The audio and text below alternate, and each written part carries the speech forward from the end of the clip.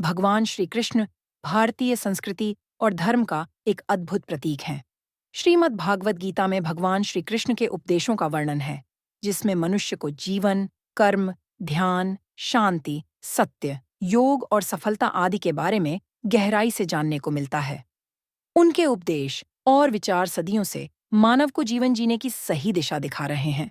फिर चाहे वह गीता का संदेश हो या उनके जीवन के प्रेरणादायक किस्से, श्री कृष्ण के विचार आज भी प्रासंगिक हैं। श्रीमद् भागवत गीता में भगवान श्री कृष्ण ने अपने शिष्य अर्जुन को कुरुक्षेत्र में न केवल ज्ञान की बातें बताई, बल्कि इसके साथ ही उन्होंने अर्जुन को जीवन जीने की कलाओं के बारे में भी बताया। भगवान श्री कृष्ण ने अपने वचनों और अलौकिक ज्ञान के आधार पर संसार को धर्म और सत्य के मार्ग पर चलने के लिए प्रेरित किया। इस वीडियो में आपके लिए श्री कृष्ण के अनमोल वचन लाए हैं, जो आपको सुख, शांति, सत्य और धर्म के मार्ग पर चलने के लिए प्रेरित करेंगे। आप लोगों से निवेदन है, चैनल में नए हो तो चैनल को सब्सक्राइब कर देना और वीडियो को लाइक कर और कमेंट में जय श्री कृष्णा अवश्य लिख देना। गीता में श्री कृष्ण कहते हैं कि अपनी पीड़ा के लिए संसार को दोष मत दो, अपने मन को समझाओ, क्योंकि तुम्हारे मन का परिवर्तन ही तुम्हारे दुखों का अंत है। गीता में लिखा है कि क्रोध तब पुण्य बन जाता है जब वह धर्म और मर्यादा के लिए किया जाए, और सहनशीलता तब पाप बन जाती है जब वह धर्म और मर्यादा को बचा ना पाए। गीता में लिखा है कि केवल डरपोक और कमजोर लोग ही चीजों को भाग्य पर छोड़ते हैं, लेकिन जो मजबूत और खुद पर भरोसा करने वाले होते हैं, वे कभी भी नियति या भाग्य पर निर्भर नहीं रहते। श्री कृष्ण का कहना है कि परेशानी में अगर कोई तुमसे सलाह मांगता है, तो उसे सलाह के साथ अपना साथ भी देना, क्योंकि सलाह गलत हो सकती है, साथ नहीं। श्री कृष्ण कहते हैं, शरीर नश्वर है, पर आत्मा अमर है। यह तथ्य जानने पर भी व्यक्ति अपने इस नश्वर शरीर पर घमंड करता है, जो कि बेकार है। शरीर पर घमंड करने की बजाय मनुष्य को सत्य स्वीकार करना चाहिए। श्री कृष्ण कहते हैं कि तुम अपने आप को भगवान को अर्पित कर दो। यही सबसे उत्तम सहारा है। जो इसके सहारे को जानता है, वह भय, चिंता, शोक से सर्वदा मुक्त है। गीता में श्री कृष्ण कहते हैं कि हे अर्जुन, तुम ज्ञानियों की तरह बात करते हो, लेकिन जिनके लिए शोक नहीं करना चाहिए, उनके लिए शोक करते हो।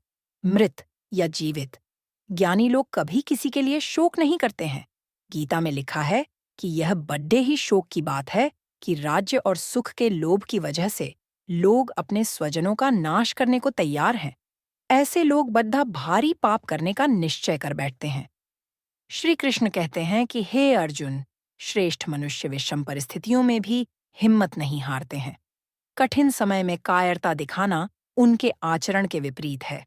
ना तो ये स्वर्ग प्राप्ति का साधन है और ना ही इससे कीर्ति प्राप्त होती है। जैसे इस जन्म में जीवात्मा बाल, युवा और वृद्ध शरीर को प्राप्त करती है, वैसे ही जीवात्मा मरने के बाद भी नया शरीर प्राप्त करती है। इसलिए वीर पुरुष को मृत्यु से घबराना नहीं चाहिए। गीता में लिखा है कि न यह शरीर तुम्हारा है, न तुम शरीर के हो। यह अग्नि, जल, वायु, पृथ्वी, आकाश से मिलकर बना है और इसी में मिल जाएगा। परंतु आत्मा स्थिर है। फिर तुम क्या हो? आत्मा अजर अमर है। जो लोग इस आत्मा को मारने वाला या मरने वाला मानते हैं, वे दोनों ही नासमझ हैं। आत्मा ना किसी को मारता है और ना ही किसी के द्वारा मारा जा सकता है। आत्मा ना कभी जन्म लेती है और ना मरती ही है। शरीर का नाश होने पर भी इसका नाश नहीं होता है। तुम अपने आप को भगवान को अर्पित करो। यही सबसे उत्तम सहारा है। जो इसके सहारे को जानता है, वह भय, चिंता, शोक से सर्वदा मुक्त रहता है। गीता में लिखा है, जैसे मनुष्य अपने पुराने वस्त्रों को उतारकर दूसरे नए वस्त्र धारण करता है, वैसे ही जीव मृत्यु के बाद अपने पुराने शरीर को त्याग कर नया शरीर प्राप्त करता है। जो मनुष्य मुझसे परम प्रेम करके इस गीता शास्त्र को मेरे भक्तों में कहेगा, वह मुझको ही प्राप्त होगा। जो मनुष्य श्रद्धायुक्त दोषों से रहित होकर इस गीता शास्त्र का श्रवण करेगा, वह भी सभी पापों से मुक्त होकर मेरे परम धाम को प्राप्त होगा। गीता हमें पवित्रता, शक्ति, अनुशासन, ईमानदारी, दयालुता और निष्ठा के साथ जीवन जीने के लिए प्रोत्साहित करती है। कर्म पर ही तुम्हारा अधिकार है, लेकिन कर्म के फलों में कभी नहीं। इसलिए कर्म को फल के लिए मत करो और न ही काम करने में तुम्हारी आसक्ति हो। न तो यह शरीर तुम्हारा है और न ही तुम इस शरीर के मालिक हो। यह शरीर पंच तत्वों से बना है। आग, जल, वायु, पृथ्वी और आकाश। एक दिन यह शरीर इन्हीं पंच तत्वों में विलीन हो जाएगा। जिंदगी में हम कितने सही हैं और कितने गलत हैं, यह केवल दो लोग जानते हैं, एक परमात्मा और दूसरी हमारी अंतरात्मा। परिवर्तन ही संसार का नियम है। एक पल में हम करोड़ों के मालिक हो जाते हैं और दूसरे पल ही हमें लगता है कि हमारे पास कुछ भी नहीं है। क्रोध से भ्रम पैदा होता है, भ्रम से बुद्धि व्यग्र होती है, जब बुद्धि व्यग्र होती है तब तर्क नष्ट हो जाता है, जब तर्क नष्ट होता है तब व्यक्ति का पतन हो जाता है।